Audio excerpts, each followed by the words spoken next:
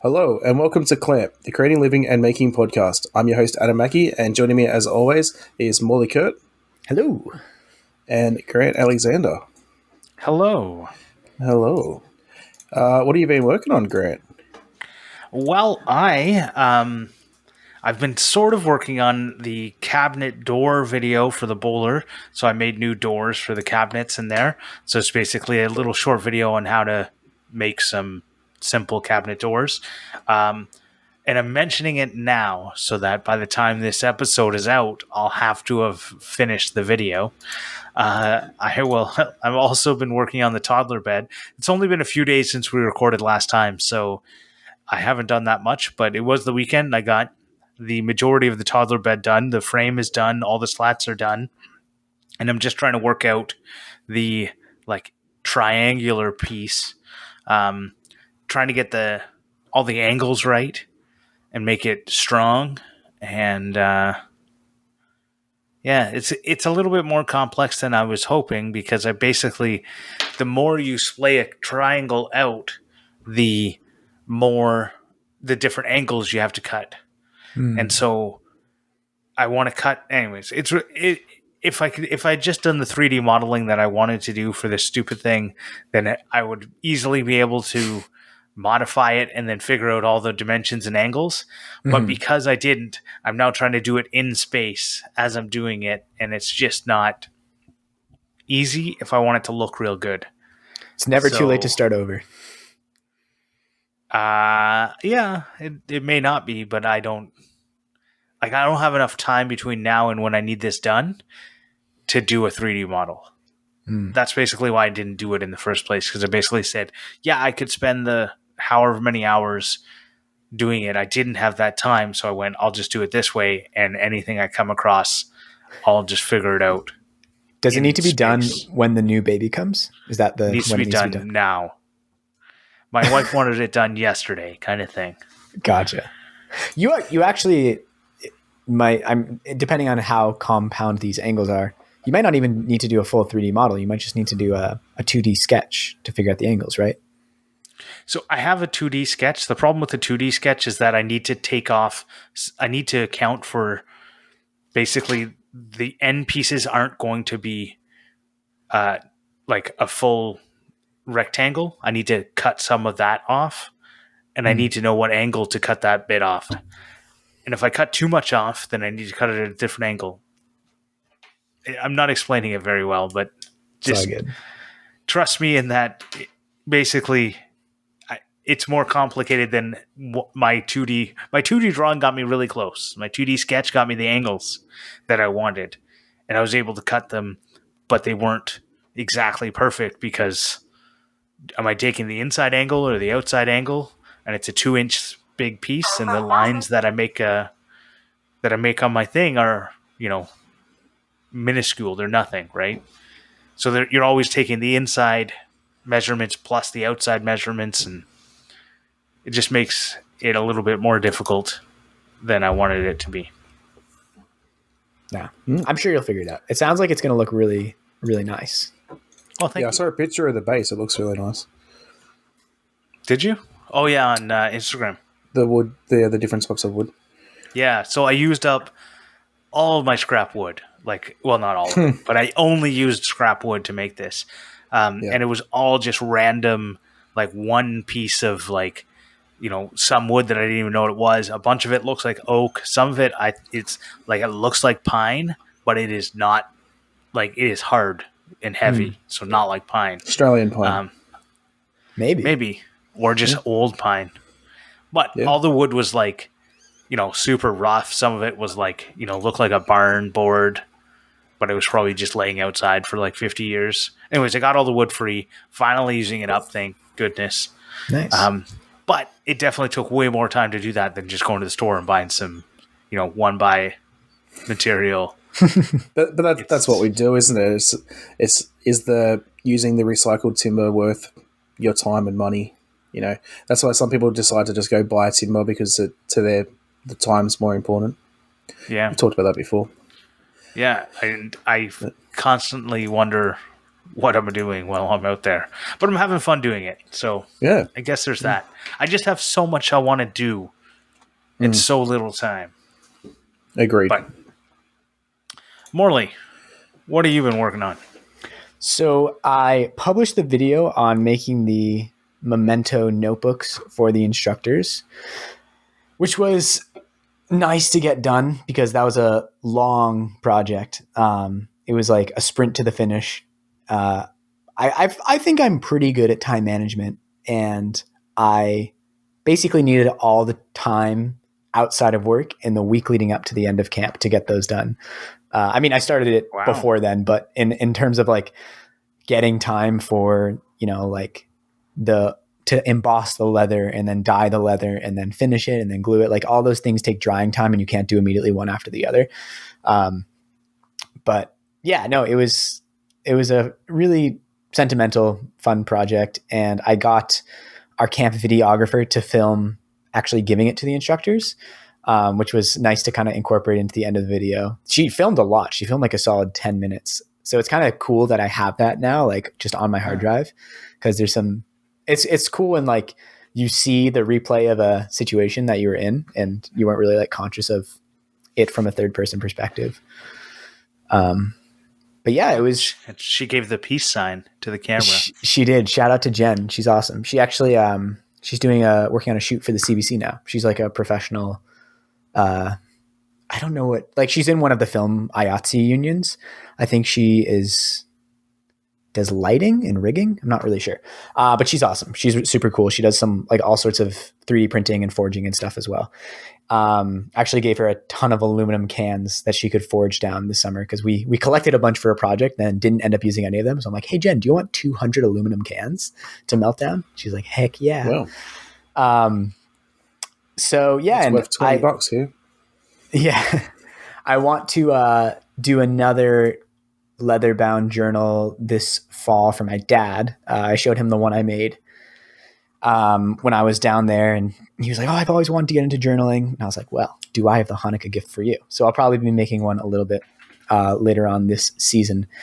Other than that, so we have a kind of a cool marketing project in progress right now at the STEAM project.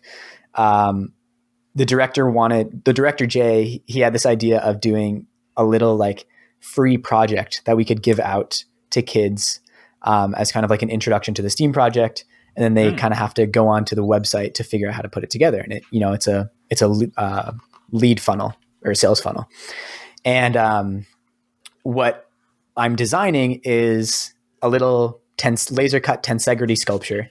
And the upper part of the Tensegrity sculpture is the camp dog Tesla jumping over a fence.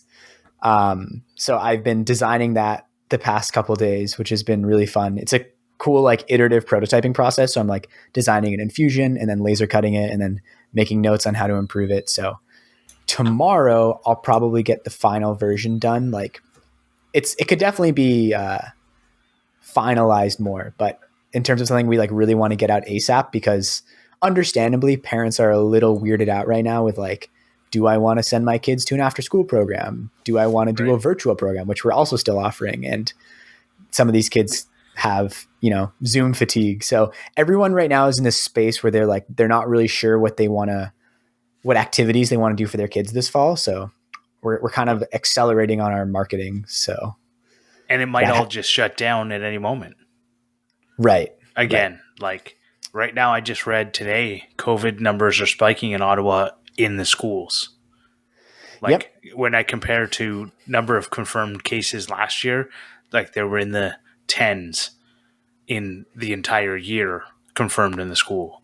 There's in the first week, there's already like 30 something in Ottawa confirmed cases. It's crazy. So, we'll see what happens. I think the STEAM project has been really great at like staying resilient throughout COVID. Like we've found interesting opportunities throughout, and I'm sure we'll continue to. We have some we're looking at starting a robotics league and have some other collaborations and stuff in the works. We just made a bunch of props for a TV show. So stuff will continue to happen. Totally. We want to get these out so that like we don't miss the opportunity.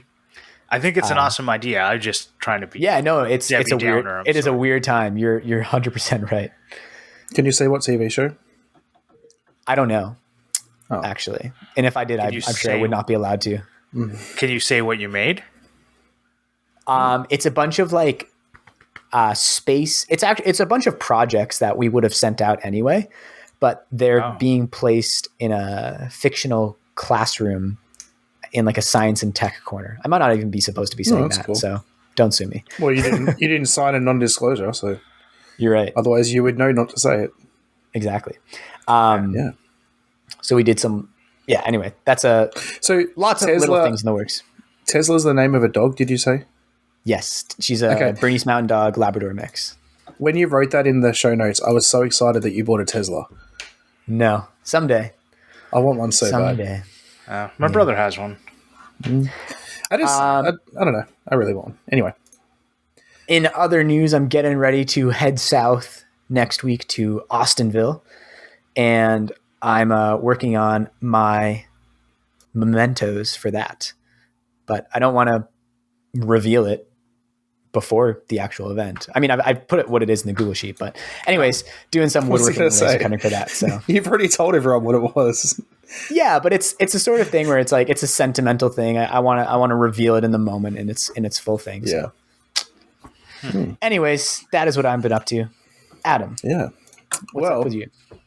Keen eyes that can't see other than you two will see that I am blank for what I've been doing. I have actually been doing nothing. I've been going through, I'm not going to lie, I've been going through a pretty mental process for the last couple of weeks. And yeah, so as much as we love a good segue, I do want to put a little disclaimer and say that in this episode, we're going to be talking a lot about psychological and mental health and all that sort of stuff. If you or anyone needs help, please seek help. We'll have numbers and links in the show notes for helplines and all that sort of stuff. So please reach out. We're all here, including myself, to talk if you need an ear. And yeah. So yeah, in saying that, I called my work's employee assistance program the other day, did a counselling session, starting therapy, hopefully this week if they can fit me in, if not next week. And yeah, like nothing really crazy. Like I've just been feeling really down. I've been depressed for quite a while and all that sort of stuff. And, you know, been struggling to sort of do the social media side and all that sort of stuff. And my problem is that I seem to separate myself a lot when I get in these situations. People that follow me on Instagram have probably noticed that I don't really post that much, and now I'm posting even less. Struggling to sort of get YouTube stuff done. I've had plenty of time in the last week that I could have been working on projects, home alone and all that sort of stuff, and I just have no effort, no energy to do any of it. So yeah. Yeah, so it really got me thinking. I've been thinking for a while that I want to quit YouTube, but I know I don't. I just trying to find the energy to keep it going and do it. I love making videos. I love the editing process, but I'm just not happy with what I'm putting out because I don't have the energy that I want to express in my videos. Like I don't have like the excitement that I would like to actually show. Mm-hmm. because of how I feel and all that sort of stuff. The last 2 videos I've put out have been instructional videos with like Fusion 360 and the CNC, and I've been really enjoying making those, and I want to do that a lot more. So I think my channel is sort of going to do that little shift across where it'll be more instructional, and then every now and then it'll be a project and all that. But yeah, mm-hmm. so yeah, one of the main things I wanted to talk about today was like the stress of what we do. In a way, you know, like it's very, people that make YouTube videos will know that like, it's very stressful to think about, like, is this going to work? Is this going to be okay? Do people even want to see this? And all that sort of stuff. So, mm-hmm. And yeah, I've definitely had tons of times where I've thought, look, what am I doing? Wasting mm-hmm. my life away making videos for dozens of people to watch. Yeah. Right? For sure. and it definitely brings you down. And like, especially when you finally feel like you're gaining some ground and you're getting some good feedback and everything's good, and then you have a couple of flops, it hits you so hard. Yeah, it really does. I know what you mean. Like, as I said last episode of the one before, I put out a video and I got like 60 subscribers from that one video, and it felt really good. But usually I put out videos and like I'm lucky to get 100 views, and I'm like, well, why am I bothering? But I enjoy it. But then I get to a point now where I don't even have energy to set up the camera. Like, if I want to make something, I don't want to film it because it's just too much effort. Right. Yeah. It's, I feel the same way a lot of times. There's a lot of things that I've made that I didn't film. And then I later, like, because in the moment I was just like, F it. Like, I don't want to do it. I don't, like, just fuck it. Like, I just want to get this thing done and over with. And I've later regretted it. So it's like a damned if you do, damned if you don't. Your mental health is going to be suffering, whether you've done the thing in the moment that seemed right or you did the thing later it seemed right. I feel like I'm, like, I don't know. It's kind of like when we talked about guilt on one of the episodes. I'm constantly battling with myself over what I should be doing and how I should be feeling. Yeah, for sure. So I think to start off the list of resources in this episode, one I'm going to throw out there and I'll put in the show notes is a book called Radical Acceptance by Tara Brach. And it talks directly about what you just said, Grant, which is like judging your own feelings and emotions. And I found it had a lot of strategies that were very helpful in mindfulness techniques and really like rigorously tracking how you're feeling and how you're reacting to those thoughts. So I would definitely recommend that to anyone who is, anytime you're, feeling guilty for feeling a certain way or upset with yourself, or, ashamed of an emotion. She's a very good way of writing and describing these things. It does take a lot of time. And I felt myself thinking about the same things exactly, where you start questioning, you're like, wow, I only do have so many hours in the day. As I've said, I know we all have so many hours in the day, but the royal we have so many hours in the day. And it's a big time commitment to be like, sharing all these things and creating videos. And then part of me has asked many times, like, oh, and for what? I talked about it on the Into the Spotlight episode we did with Vincent, where like I was having a weekend day where it was like a Sunday and I was working really hard in a video and I was trying something. It was actually when I was doing my bookbinding video, the first one that I did. And I was trying to show the stitching of the book in like an engaging way. And I started thinking like, this looks bad. This isn't interesting. Like, I think this video, like this feels like this insurmountable obstacle to get over in this video. And I did what I do a lot of times in those situations where like I started working on something else and coming back to it. But in the back of my head, I have this like pile of crap that I'm working on. And it like really got to me. And I felt kind of like I was wasting my weekend. I'd already spent a lot of time on the computer that week, and felt like frustrated with how I was using my time. And then started, having more existential thoughts about like, what am I doing this? Why am I doing this? And like laid on the floor and just like cried and just felt like, just kind of like felt all those things. And it was a sort of situation, I'm sure everyone's been there, where it's like, you have this kind of like overwhelming feeling of emotion and you can't really pinpoint to any one exact thing, but it's sort of like a buildup of things over time.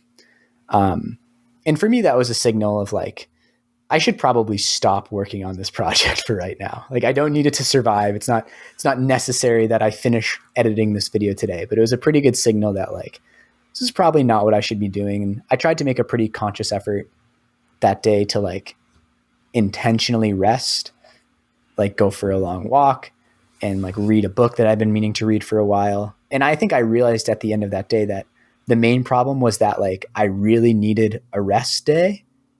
And I like hadn't taken a rest day in like weeks. which had really built up over time. And I think as much as we like to think sometimes that like being productive is great and you can just be like endlessly prolific and productive, like you can't, most of us can't really. You need to take some time off, and it's hard to force creative output. So, Adam, I think what you're going through is very, I think a lot of people go through it. I've gone through it. I think it's like admirable what you're saying, in that like you don't want to create a video if you feel like you can't be the person that you want to be.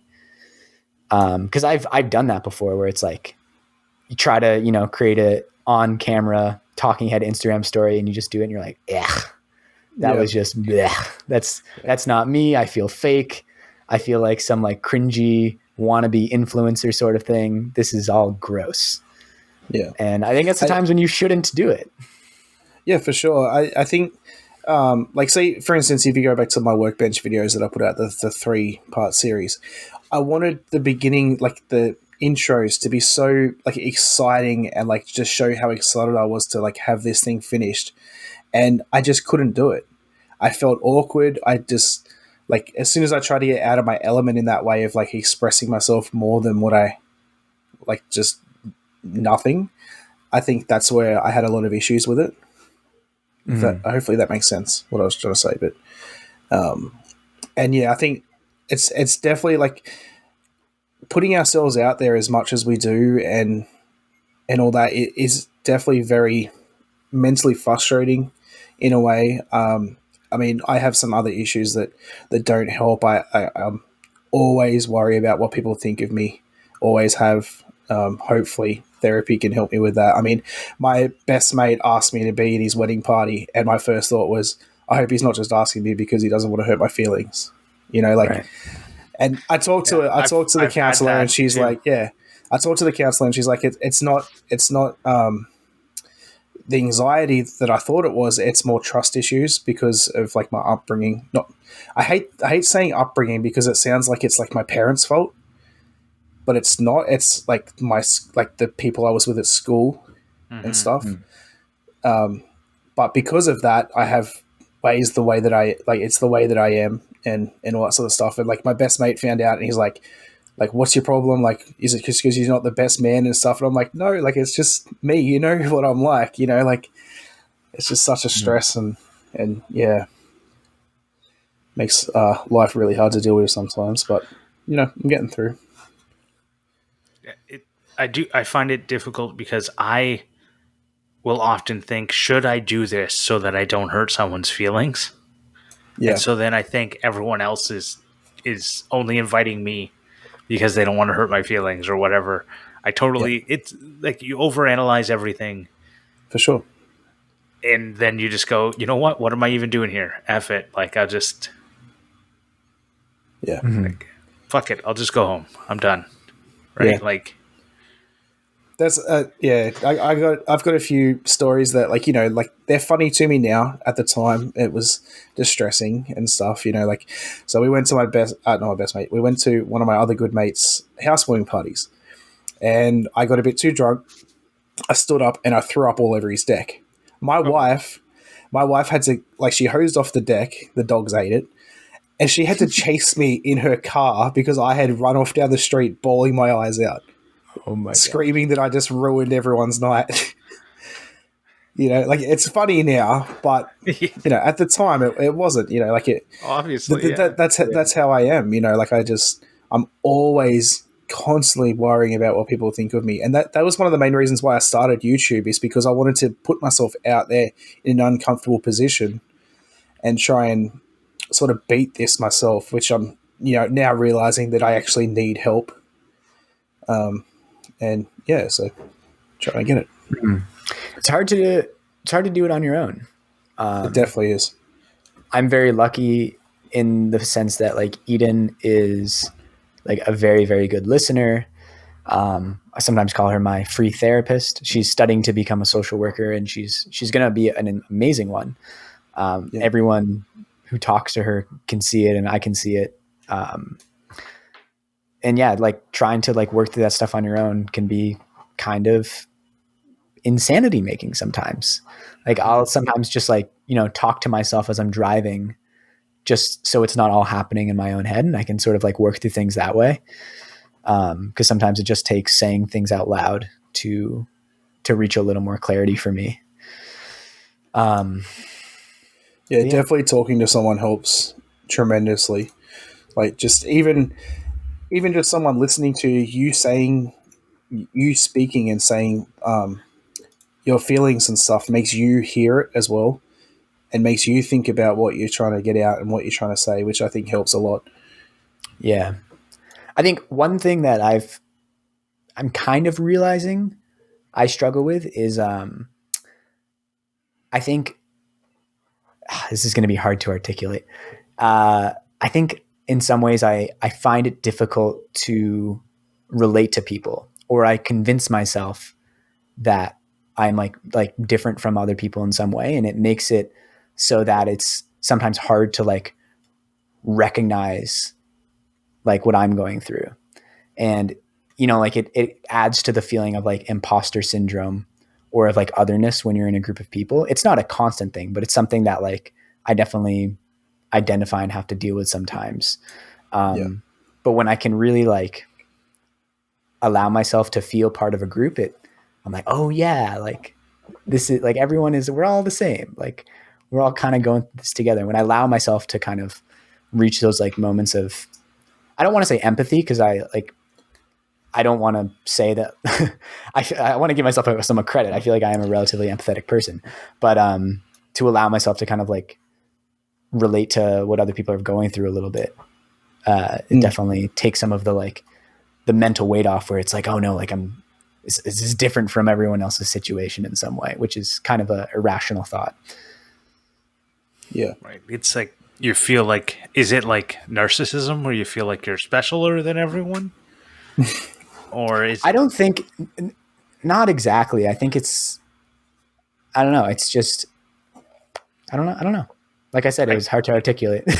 Yeah, I definitely go through times where I feel like I'll in like the same moment think I am better than everyone, and then beat myself up for being so stupid. Mm-hmm.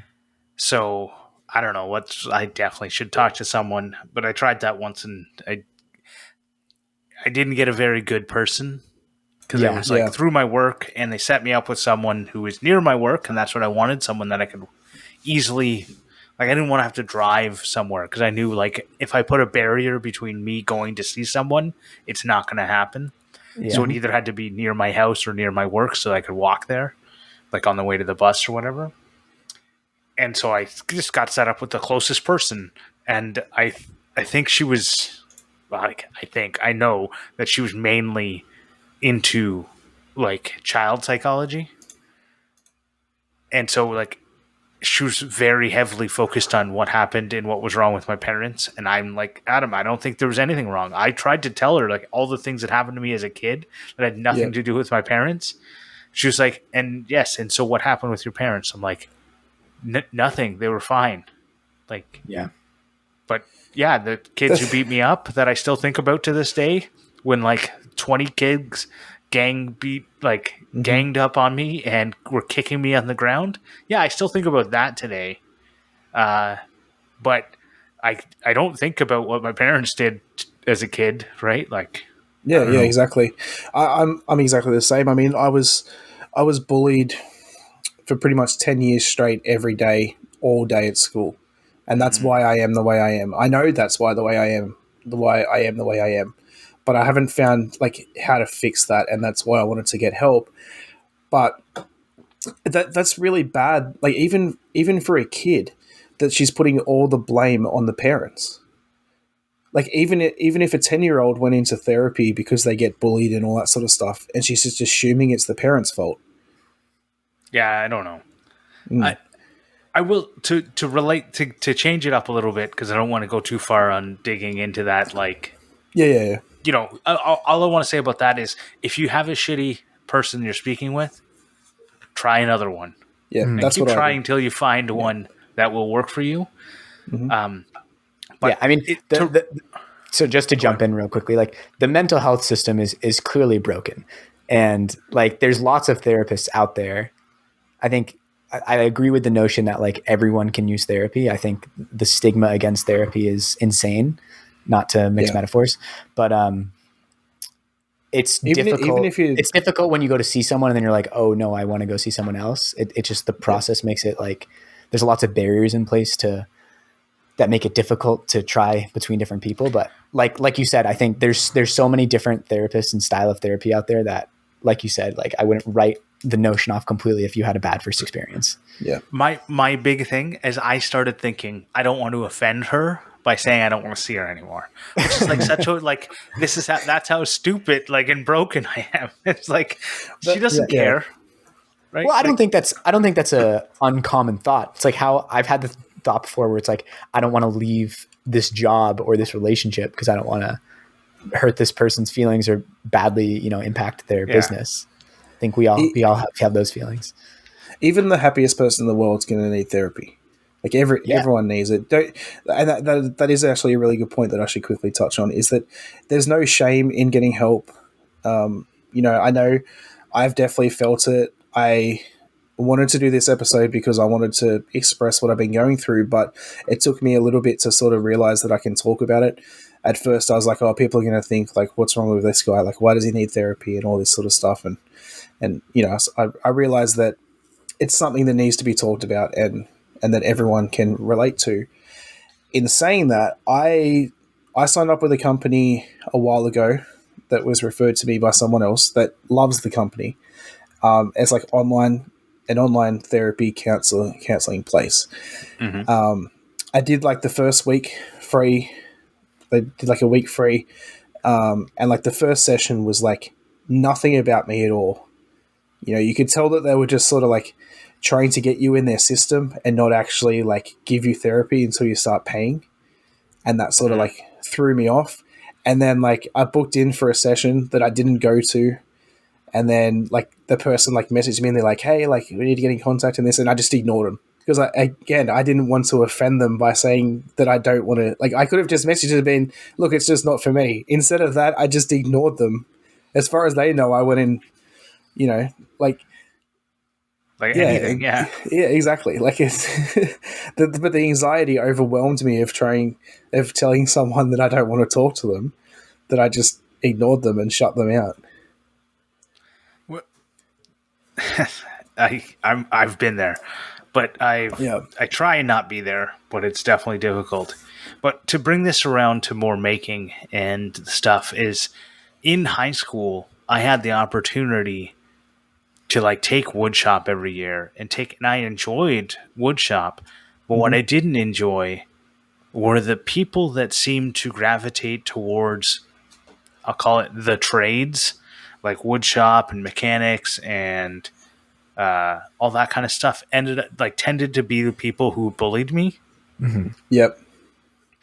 For whatever reason, I don't understand. It's the same thing for me. I know what you mean. But when I think of the maker community today, like I don't see these bullies in it, right? I don't see bully woodworkers, but I saw bully woodworkers in high school. So what did they end up becoming? Like where? Like I don't know. I don't follow any of them on Facebook or anything, but they must have done something, and they were all like pushing to get into the trades at the time, right? Like, and it just seems like this. I don't know where they went, but I know I probably would have started making more stuff that I enjoy, like woodworking, at an earlier age, had it not been for the people in those classes kind of bullying me out of it. It's not even like they would like try and stop me from doing it in the class. I just didn't want to be around them. And I knew if I took physics, they weren't there. If I took, chemistry, they weren't in those classes. And it's a lot easier to get on with. Like, you can be a dumb person in the physics class, and it's okay. And if you're a smart person in the woodworking class, they make fun of you. I don't know. Yeah. Well, because the woodworking class is like what tough people do. You're a tough person if you know how to build things. But I can guarantee that half of those people will still be in the trades. they'll be building houses and carpenters and stuff, and they'll still be the same person. They'll be the person that hackles the new guy, makes him go get a left-handed hammer and all that sort of stuff, and not just like does it as a little prank. Like they will go on about it forever. They will tease this person forever. Like you fall for that joke, and like you're the laughing stock of this person for the rest of your life. You know what I mean? Like they're still out there. I see it. Yeah. I see it now. I know a few people that are tradies that are good people, and I can see, like, I've seen like stories of like the like other people they work with that are just complete fuckwits and assholes. Right. I guess they're probably also the people ripping people off, like that we hear about. Yeah, probably. That like, take on a job, don't know what they're doing, screw it all up, and then blame the customer. And you're just like, no, you just didn't know what you're doing. Just shut up and go. Yeah, exactly. I know. So my number one bully in high school, he teased me up until year 10, till eventually I got to a point where I turned around and punched him in the face. Nice. Never did it again. Never teased me again, which was quite weird. And like all his mates are like, go on, hit him. And he's like, no, I can't. I'm going to get suspended and stuff. And then he ended up getting suspended anyway, because he started the whole thing. But yeah, anyway, he is now in jail. I found out. Oh, wow. And I'm like, I can see it. I can see why. Like after school, he became like a bikie and like into all that sort of stuff, the crime world and all that. And, you could just tell that was the person he was going to be. Yeah. Yeah. Well, I don't really know how to keep this conversation going. I like, but this is the point. This is what I'm trying to get across. Mental health is very hard to talk about, but it needs to be talked about.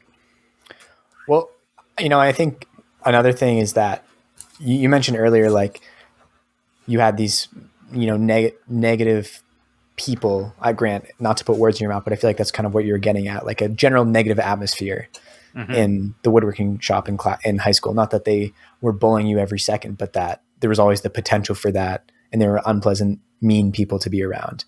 And you're right; it's a very, very different vibe from the online maker community, which a lot of like everyone lauds for being like so positive and so constructive. But I do think in some ways that makes it a difficult place to talk about like tougher, more like sensitive subjects, because especially with social media, I think there's this kind of implicit pressure to say like everything's awesome and like this is so awesome, that is so awesome, that it doesn't really feel like the place, to say like, oh no, like things aren't awesome. Things aren't awesome right now. Yeah. Well, and especially if you're trying to get brands to sign on to your business or whatever, like you don't want to be the person bringing people down, because brands often don't want to be associated with that unless it's Bell Let's Talk month, right? It's like, I think that's February because they like to choose short months to do fun things like that. It's like that kind of stuff where they don't want to talk about mental health except for on the 1 week or 1 day or 1 month that they've picked, right? And then it's okay to talk about mental health that day, but the rest of the time, everyone is cheery and happy, and every brand ambassador is loving their life and living it to the fullest, and right? And it's like, I think I'm with you, Morley. I hear you. It's difficult. It's why I love, the art community in a lot of ways, because I think the discussion of difficult topics is way more prevalent among like songwriters and musicians. Like I've mentioned it before, the podcast Switched on Pop, I have really been enjoying recently, and hearing songwriters kind of talk about their process and how open they are about like going through difficult times and how that's like impacted their artistic process is like really, really interesting. And I think in some ways it makes it like, it's helpful to hear those stories, because you hear like, oh, like they got through this situation. They can look back at it in hindsight with some sort of like love and acceptance and perspective. And they were able to kind of like use it to inform their art. Not to say that like feeling bad is awesome, but like it's a community where I think the discussion of these things is a little more open. Well, I know we've heard other people, like you mentioned, Vincent. I've heard him talk about, his mental health before, and there's definitely places where people do it. So I don't want to say like people don't do it, and it's definitely something that I think people shouldn't be afraid to do. And I don't think I've ever heard of a negative reaction to someone doing it. Oh, for sure. But I just mean from a personal point of view, like it doesn't, for me, it doesn't feel like the place sometimes to like very easily talk about, To touch on that real quick, if you do get a negative reaction, that person should not be part of your life. Or, look, I don't want to say it like that. But like that person's not there to help you. They don't care about you. Anyone who cares about you is going to help you. Mm-hmm. Right. I don't know how to say that the way I mean, but like anyone who loves and cares about you is not going to be negative towards you. And you'll most likely find that everyone can somehow relate. So, yeah. We have a day here that was a couple of days ago called Are You OK Day? And the whole premise of the day is to ask every person you meet, not every person you see throughout the day, are you okay? And it always drove me nuts that they always just made this one day about like mental health. And now they've started making it all about Are You OK Day is more to bring awareness of you should be asking it more often and not just that one day. Right. So. And that's where I always thought it was funny when they had like, National Suicide Prevention Day. You're like, right, 364 today, days, go for no it. Suicides. Today's the day. 0.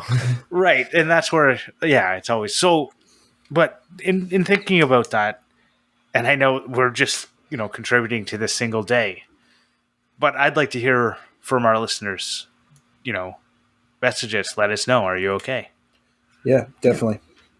Yeah, you can reach out to any of us on Instagram. Reach out to the Clampcast Instagram if you want, or anywhere else. Just messages on. You can't say messages on YouTube anymore, can you? No, but you can comment on the video and let us know.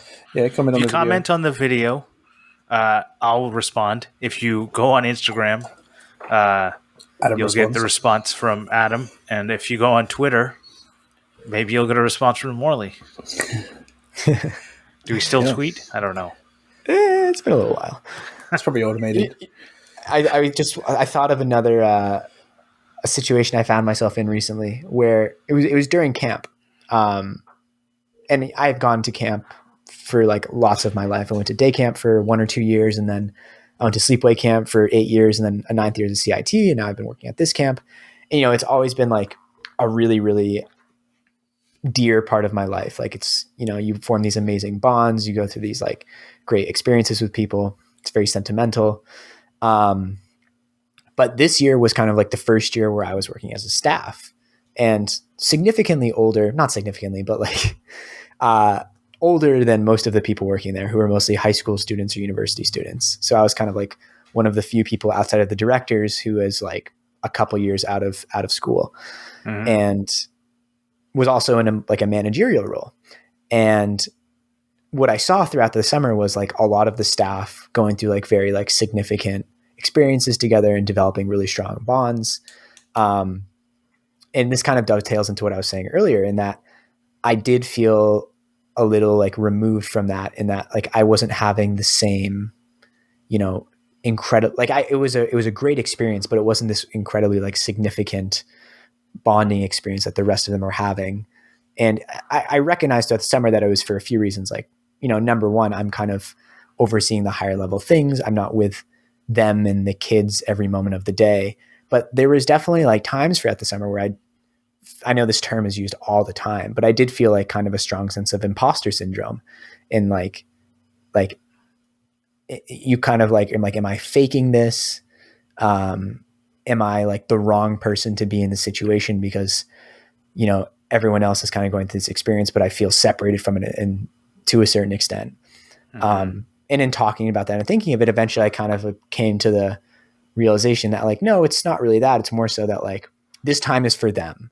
And for me, it's very like, it was and is fulfilling to be able to like create this for someone else and help other people achieve these things. But it is a different experience from being 20 years old and like managing kids for 8 hours a day and having to deal with their tantrums and have the like heartwarming moments when they finally like click with something or come out of their shells. It's just a different experience. It's not better or worse. It's just different. And I think being surrounded by that like awesome sentimentality, not like really feeling it deep down in the same way, in some ways felt like a little strange and guilty. But yeah, I think in situations like that, a little bit of self-reflection is really helpful. Kind of like what I was talking about earlier with accepting your emotions. You're like, I feel like I should be feeling a different way, but this is the way I feel. Yeah. And I want to say it's okay to feel differently than what other people are feeling. Mm-hmm. Right? Like you can be at a place and everyone is having the blast and you're just not feeling it. That's okay. Right? You don't have to feel the same emotion as everyone else around you. Yeah. Right? And just evaluate whether, like, the best thing to do in those situations is to figure out why you're feeling that way. Because sometimes it's something external, like, you know, a family member just passed away and you're at the beach anyways because that was what you planned to do. And you just go, well, I'm not really feeling, you know, this vacation, right? Yeah. You know, it just didn't feel right at the time. It's okay to not feel that way. So we have just think about it. Every once a week during the summer, we call them like staff recs. So it's like after work, everyone hangs out and like does some sort of like activity, whether it's like play Frisbee or watch a movie or like do something fun as a staff. It's just like a staff fun night. And really early on in the season, we did like a movie night. We all watched Parasite. And I think that day I was in like a pretty rough, like mental stage. I think I had just like talked on the phone to a family member who like is going through a rough patch of mental illness. And I don't know if anyone's ever seen Parasite, but it's like a dark comedy. And I think for me in that moment, it was pretty depressing to watch. And about like 30 minutes into the movie, I like, and you know, like being one of the leaders of camp, I was kind of like hosting it, but I like kind of like nudged Megan, who is like my other half of camp. I was like, I'm going to head out. Like, I'll see you tomorrow. And I felt kind of bad in the moment, but then I went to the skate park on like this beautiful summer day because I just really felt like I needed to be outside and active, and like skated for an hour and watched all these like amazing like skaters and was inspired by them. And I was like, oh, this is what I need to be doing right now. This is so much better than sitting in like a stuffy curling club watching a dark comedy that I'm really not feeling. So being able to recognize those situations is great. And when you can exit it and when you're not feeling it, is take those opportunities.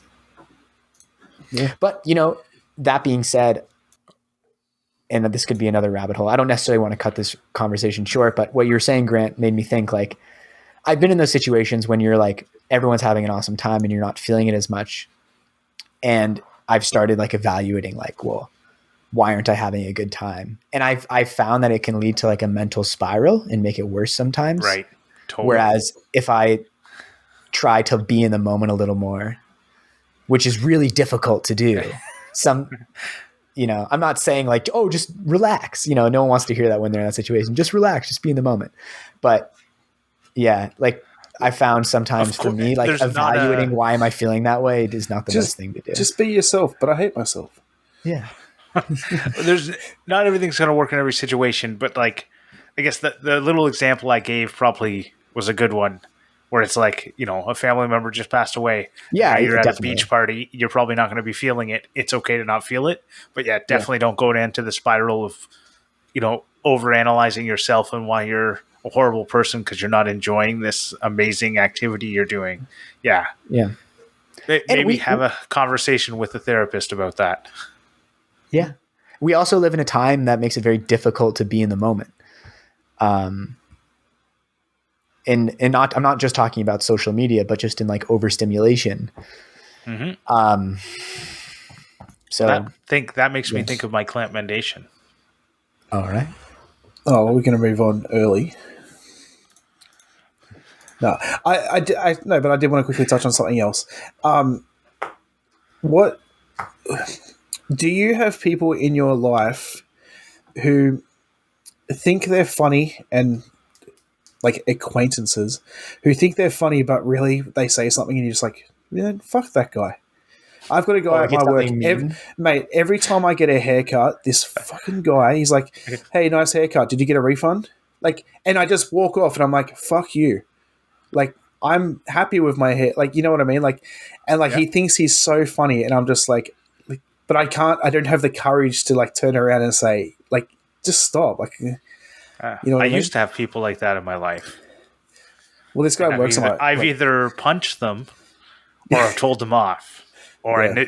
if I didn't need to ever see them again, I don't see them ever again.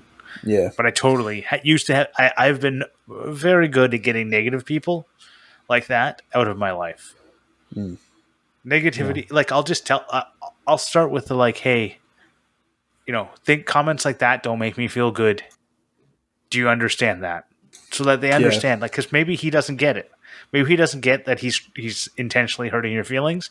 Because some people are dense. They're dense motherfuckers. They don't understand.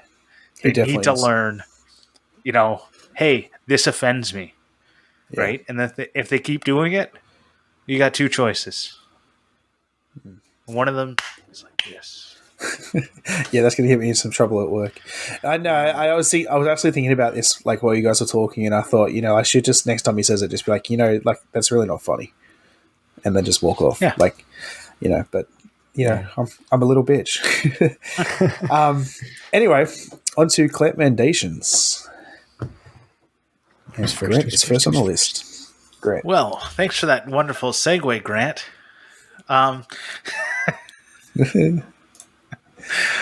So I can't even remember what was the segue I was trying to make. Living in the moment. Okay. Let me try that one again. So talking about living in the moment, I was reading this book, Tuesdays with Morley, and it is a book about a guy who meets with his old college professor who's got ALS or Lou Gehrig's disease and is dying.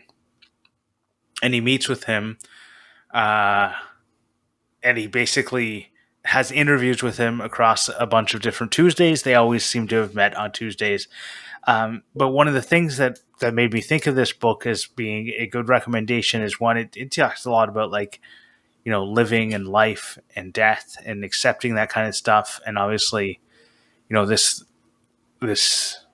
you go read the book, but it makes me think the guy had so many people who wanted to talk to him and be with him because he always gave those people the time and attention when they were there.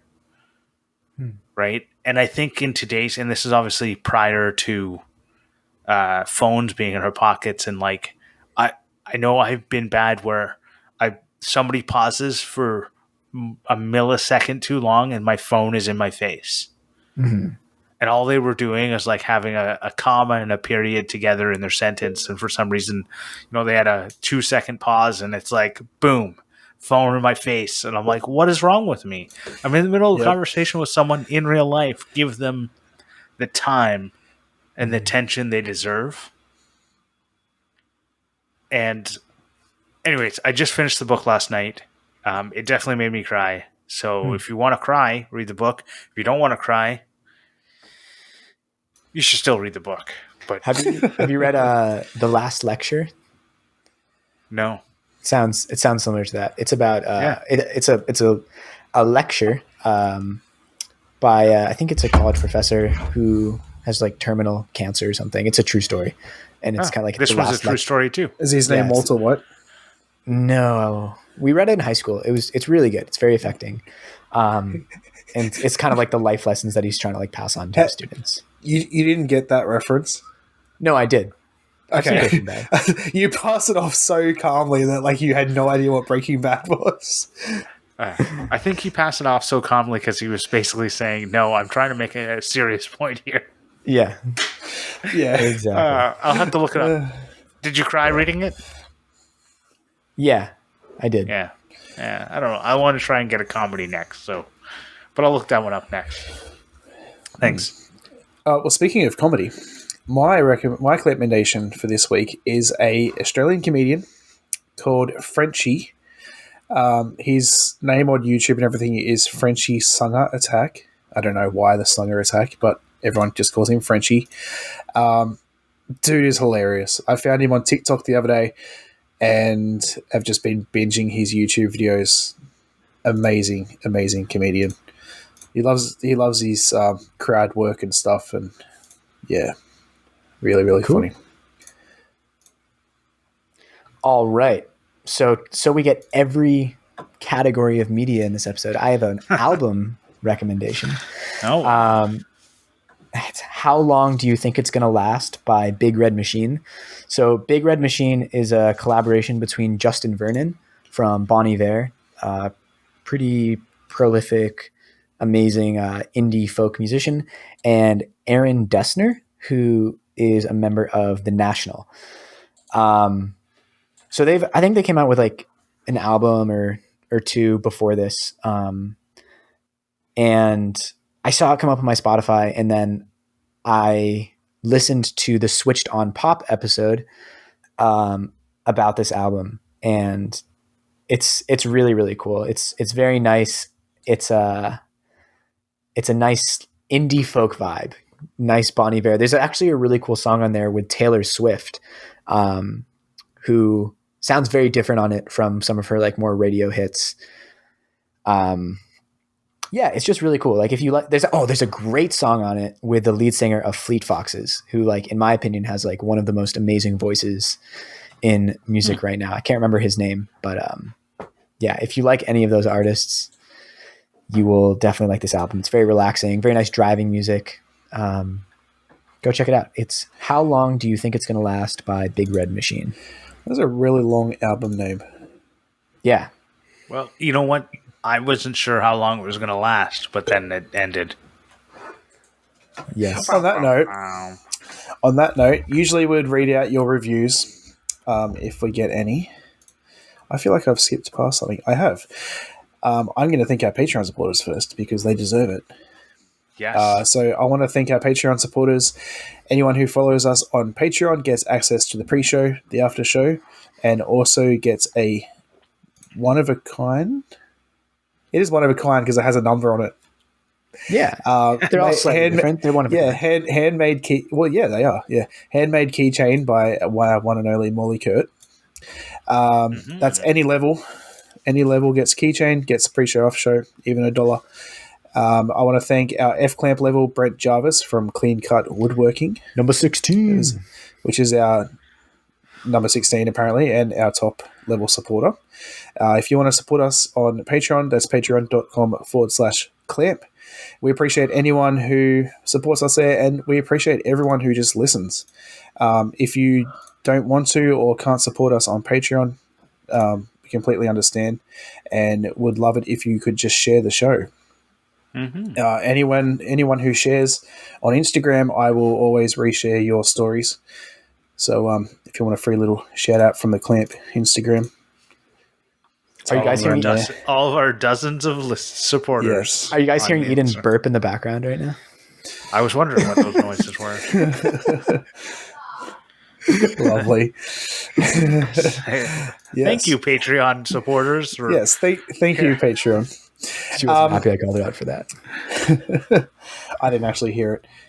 So, as I was saying, usually we would read out reviews, but we don't have one this week. And when we don't have a review, we do Adam's Australian Word of the Week. So I have a word this week that I feel like you might know, so I have a backup just in case. Okay. But our England listeners will know. And the word of the week is bicky. Bicky. Bicky. Okay, you don't know it. Good. No. Bikkie. Bikkie. Yeah. Oh, is it a biscuit? God damn it, Morley. Oh, nice. You're too good at this. What? You know, saying that our English listeners might know it tipped me off because I was like, what is an English word? A biscuit. Yeah. Well, what is a biscuit? Is it a cookie? A cookie. Okay, Yeah. just save the other one for the next week. You're going to run out of them eventually. That was good. Wait. You got me. Adam, so Yes. what, like, would you ever say the word cookie? Yeah, I would say like a choc chip cookie. Okay, why not a biscuit? Now, why not a chocolate chip biscuit? Well, it depends on what I feel like saying at the time. Okay, so they're used basically interchangeably in Australia. Yeah, pretty much. I mean, like if my wife, like if I was going to the pantry or whatever, she'd say, "Hey, can you get me a bicky?" Or "Can you get me some bickies?" Or like if she was going to the shop, she'd probably say, "Hey, get some chocolate chip cookies." I don't know. Yeah, it's like what I was saying the other day with on the Zoom of like how we say fuel and petrol, but we don't say gas. And not gasoline.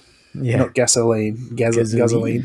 Gasoline. But if I'm saying to my wife that I need to stop and get fuel on the way home from work, I don't say that. I say I need to stop and fill my car. So it all comes down to context and everything. I want to thank TF Turning. Say gas. Oop. Sorry, Well, I definitely say I need gas. So gas for us is LPG. LPG. Right. So which completely makes sense because what I'm pumping in my thing is not in a gaseous state. It's not. Yes, exactly. Wait, what is LPG? Liquid petroleum liquefied. gas. Yeah, which is no. So this is the whole Liquefied petroleum gas. right.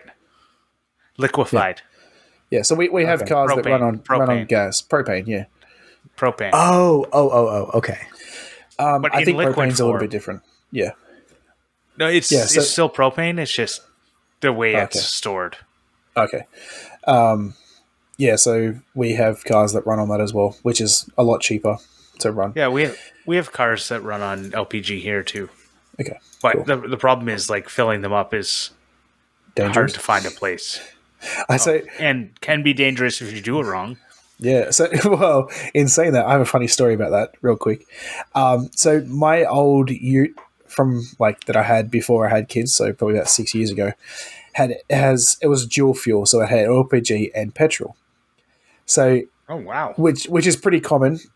So people that don't know, if you have an LPG car, that means that there's no oil getting into your engine because the oil comes from the petrol when it sprays into the engine. Oh, interesting. So we do dual fuel. So you're supposed to say like every 4 tanks of LPG, you should run a tank of petrol to like re-lube up your engine and all that sort of stuff. It just helps it last longer. And it's cheaper than just converting completely to LPG. So what I used to do is our LPG things, they screw on and then you can click it up and then they're like, so in Australia, you can't actually make your petrol click up and fill up itself. You have to hold. It's illegal for a petrol station to have that function. You have to hold the trigger the whole time. So what I used to do is I would screw on the LPG, clip it up, and then I'd shove my wallet in underneath the handle so that it would keep filling up by itself. And then right next to where the LPG goes in was the petrol intake. So then I'd get the petrol bowser and put that in at the same time, and I'd fill both tanks at the same time. And I once had one person push the emergency stop on me and have a go at me for doing it because it was apparently dangerous. Yeah, definitely dangerous. So the ones that you can click on have like a little safety when it's full that they unclick. And if you put a wallet in there or your gas cap, which is what usually people do, the safety mechanism is like void. Yeah. We have the little clip thing, but it doesn't actually work. It doesn't clip. Right. They've taken off whatever it clips onto, I guess. But yeah, It's amazing. It's amazing how dangerous of situations people will put themselves in for like a tiny amount of convenience. Yeah, I know. Yeah, but I mean, I was young and dumb at the time. Oh, I wasn't that young. I was like 26 or something. But you're still dumb. Yeah, still dumb.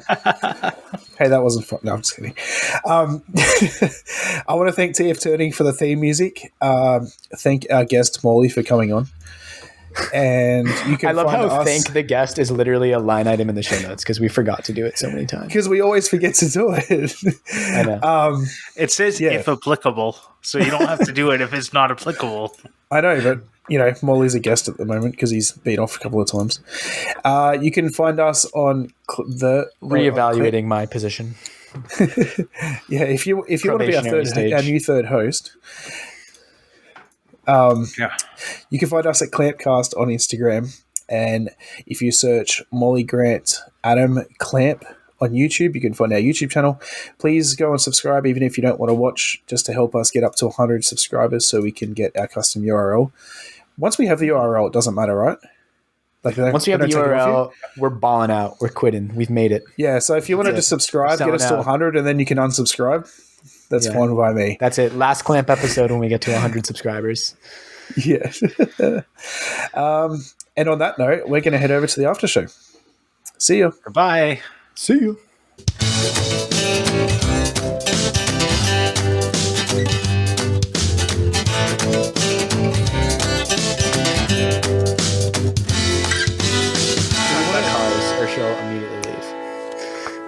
She was did I tell you guys that like that episode, like I came back into the like bedroom and she like roasted me for like 10 minutes.